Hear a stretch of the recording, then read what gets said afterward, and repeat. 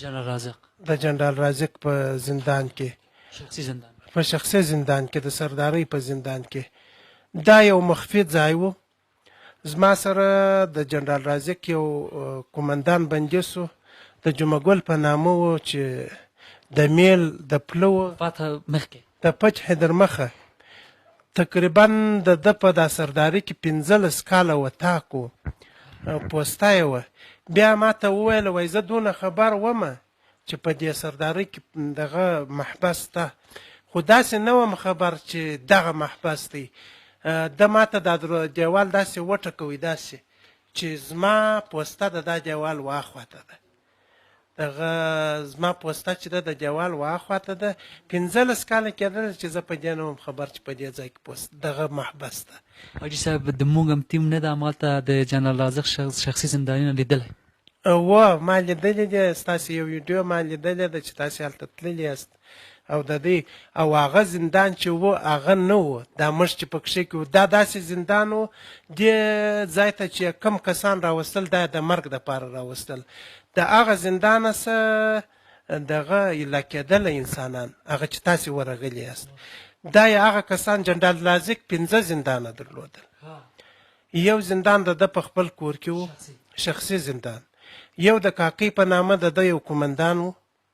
چې دې شخصي زندان درلودی، دا ګرده د جنرال رازق زندانونه وه. یو د شپږګوتي احمدشاه زندان و چې دا هم شخصي زندان و. یو د دغه په نامه و د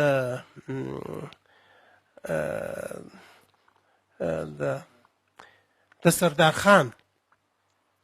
دغه سردارۍ مابحث چې و دا د ده د خاص خلکو و. دغه چې کم کسان به دوی دلته راوستله دا یې داسې د یو ورځ و د دوو و د دې دپاره چې اوس د دوی څه یو څوک پیدا کړي، یا بیا دلته وله وټکوله، بیا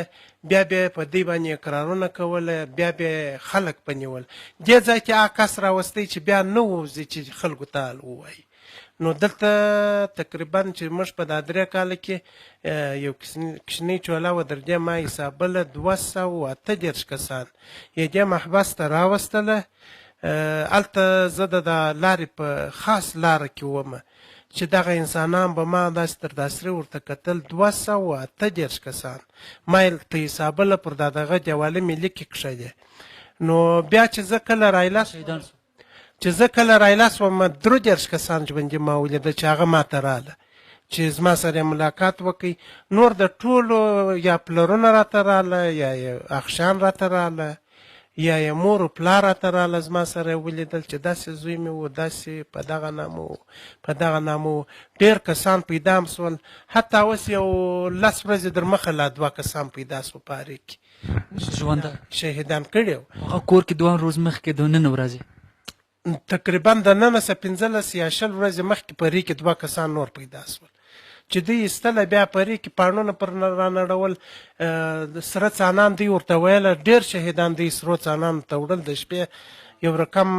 ټانک ورته راتلی چې هغه د امبولانس په شکل و، بیا د دې ځایه څه بیا ایستله، بیا سرو څانانو ته یې بیول، څانانو ته یې اچول.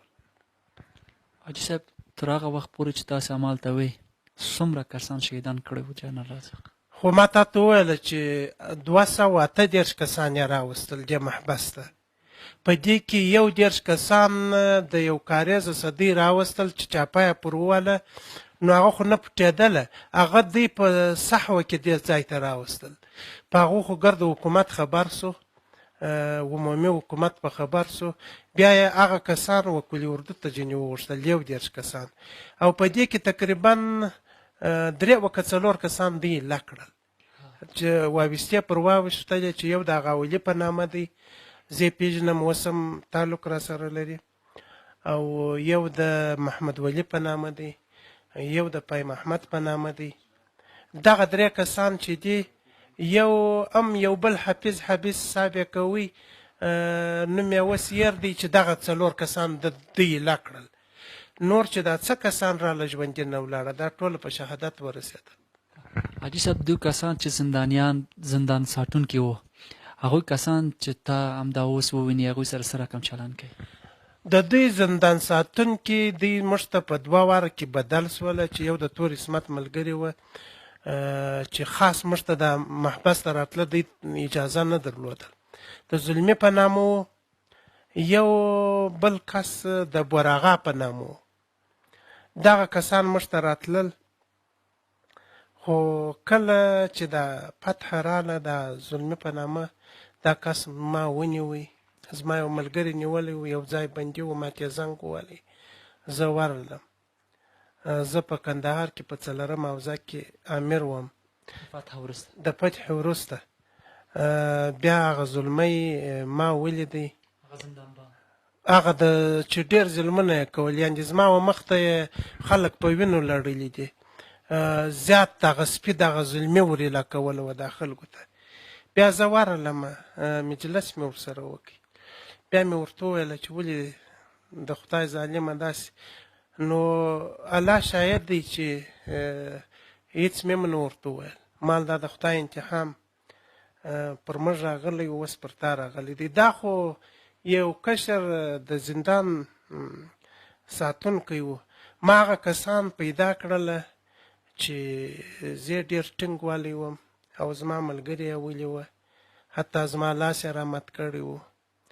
زما سره ډېر سخت ظلمونه کړي وه په فتحه کې هغه ټینګ سوې وه په زندان کې وه د بولدک په خات کې بندیان وه بیا ما د مشرانو څخه اجازه واخیستله چې هغوی اجازه نه راکول خو بالاخره یې اجازه راکړه زه ورغلم هغه محبس ته تقریبا د شپې 11 بجې بیا دوی ډېر سخت وبېرېدل هغه د دوی خپل ظلمونه د دوی په یاد وه چې زما سره یې کړي وه بیا ما په نامه باندې راوغوښتل هغه د محبس و مشر ته مې وویل چې پلانکی راته راوباسه چې زه ډېر په چي تور باندې باندې سوی و د فتح سره خو دا ډېر خلک بندیان سوه ونیوه سوه تر څو چې د یو ژوند ښه به وي چې نور مجاهدین ورسره کار ونه لري چې نور مجاهدین ورسره کار ونه لري یو څوک هغه خلک که چیرې د عوامو خلکو په لاس ورغلي وای نو دغه وژلی یې دا د دوی ظلمونه چې د عوام خلکو سره کړي وه نو په دې خاطر مجاهدینو خوندي کړله چې څوک کار ورسره ونه لري بیا زه ورغلم چې راومیستل هغه چې د سردارخان ما ته داسې وکتل چې زما سره ډېر سخت ظلمونه کړي وه ډېر یې والی وم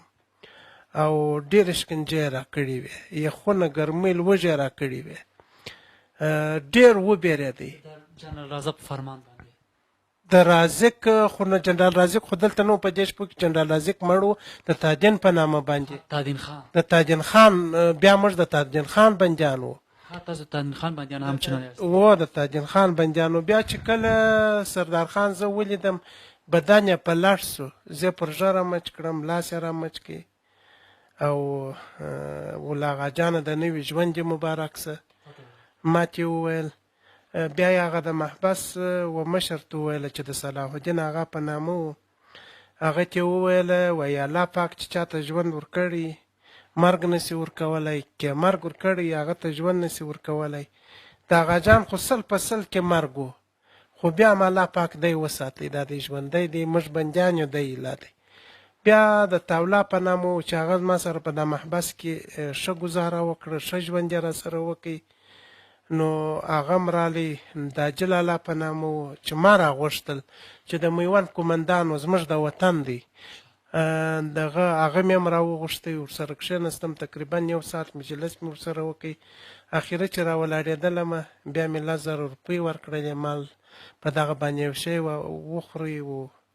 او دا مې ورته وویله هغوی ته پیسه به ورکړې و پیسې مې ورکړې او دا خبره مې ورته وکړل مال چې تاسې څه کړي دا سردارخان ته مال بیریږه مه چې څه دې کړي دي